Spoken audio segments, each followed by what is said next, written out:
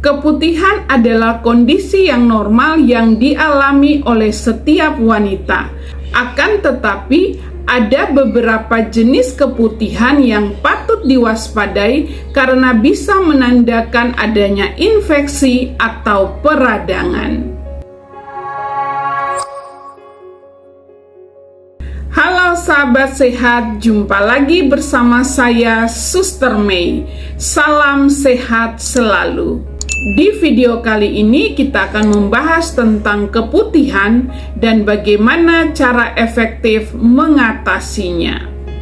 Sahabat sehat, keputihan adalah hal alami yang terjadi pada perempuan. Kelenjar di dalam vagina atau yang biasa disebut dengan misfi dan leher rahim menghasilkan sedikit cairan. Cairan ini mengalir keluar dari misfi setiap hari, membawa sel-sel tua yang melapisi misfi. Inilah cara tubuh Anda menjaga misfi agar selalu sehat dan bersih. Sahabat sehat, keluarnya cairan ini merupakan kondisi normal yang dapat dialami oleh semua wanita.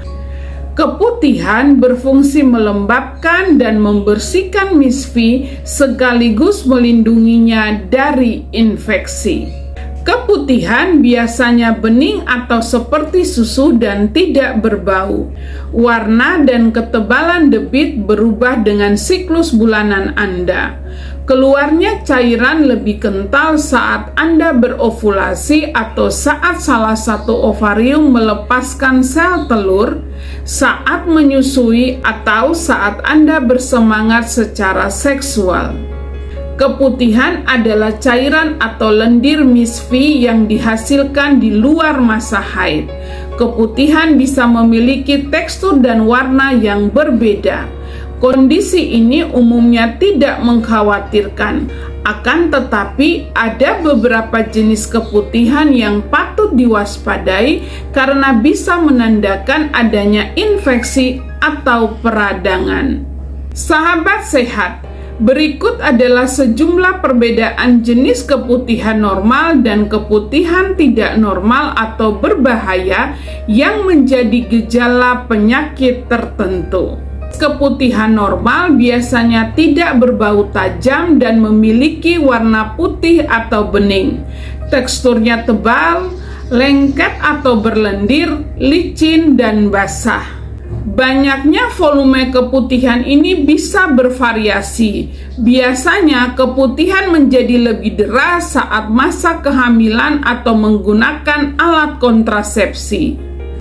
Cairan keputihan juga bisa keluar lebih banyak pada saat masa ovulasi atau ketika Anda aktif secara seksual.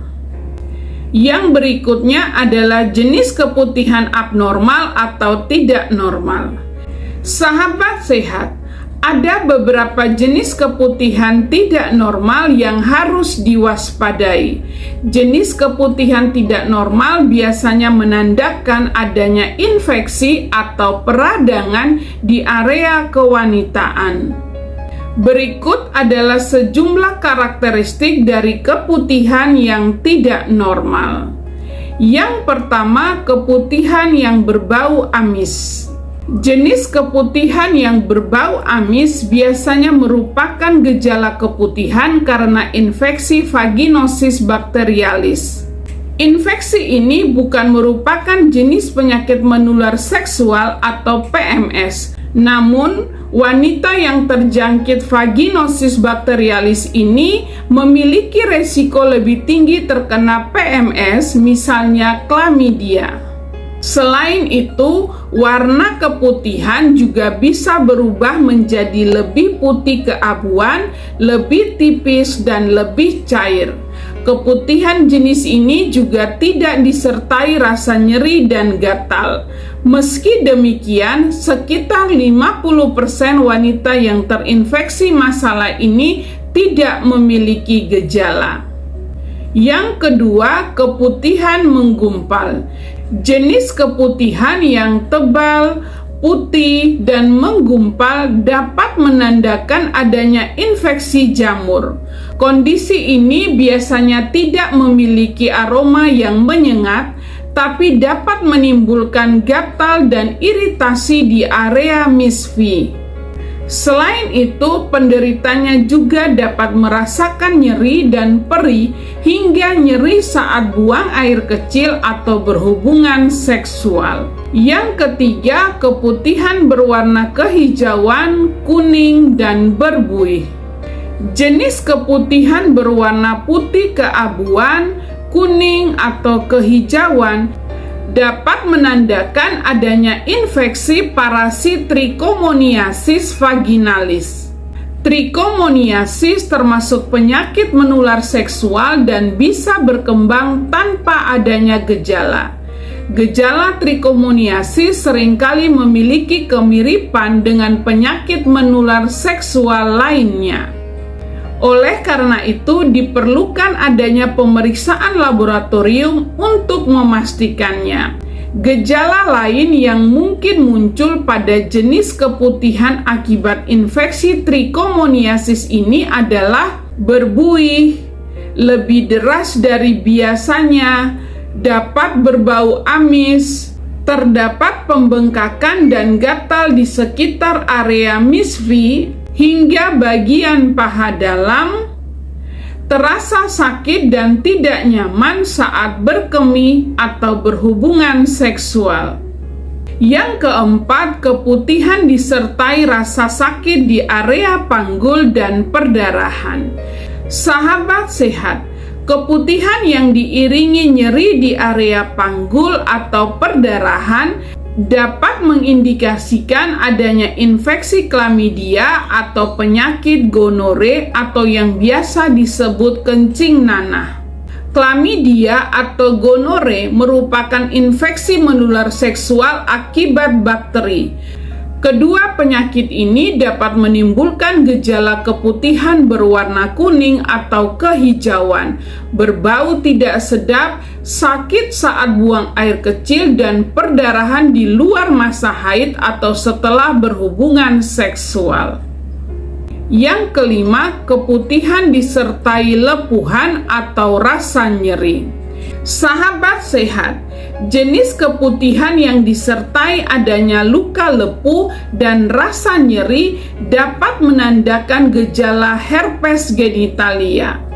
Herpes genitalia adalah jenis penyakit yang disebabkan oleh infeksi virus dan merupakan salah satu jenis penyakit menular seksual.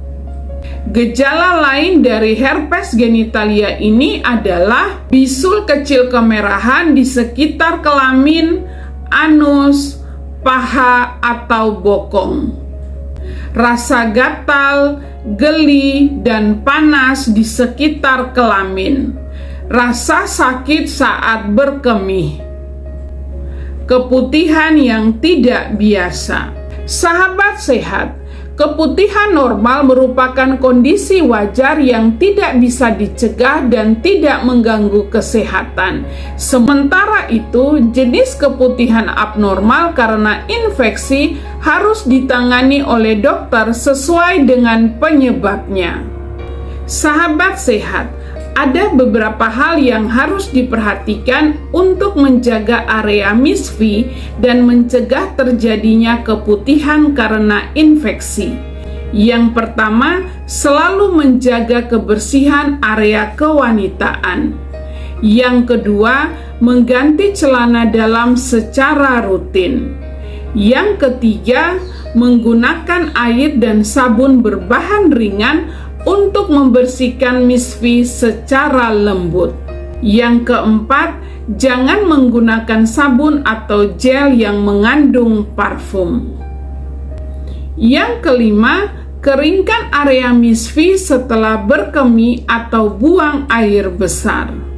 Yang keenam, bersihkan dan keringkan area misfi dari arah depan ke belakang.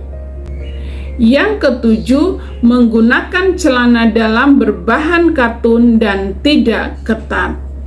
Sahabat sehat, Jika Anda mengalami gejala-gejala seperti yang telah saya jelaskan tadi, segera berkonsultasilah dengan dokter.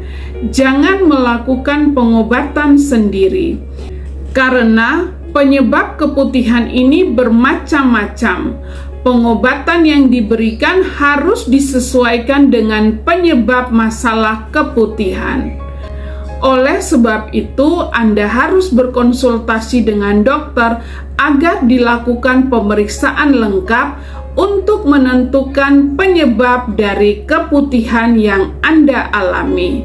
Hal ini juga dapat membantu untuk mencegah komplikasi yang lebih serius. Sahabat sehat, sekian informasi yang saya berikan, semoga bermanfaat. Saksikan terus video-video saya tentang informasi kesehatan lainnya di channel Suster Mei. Dan seperti biasa, bila Anda menyukai video-video seperti ini, jangan lupa klik like, komen, subscribe, dan share kepada teman dan keluarga. Jangan lupa aktifkan lonceng agar Anda selalu mendapatkan notifikasi dari video-video saya selanjutnya. Terima kasih untuk kebersamaan kita selama penjelasan saya. Sampai jumpa. Bye.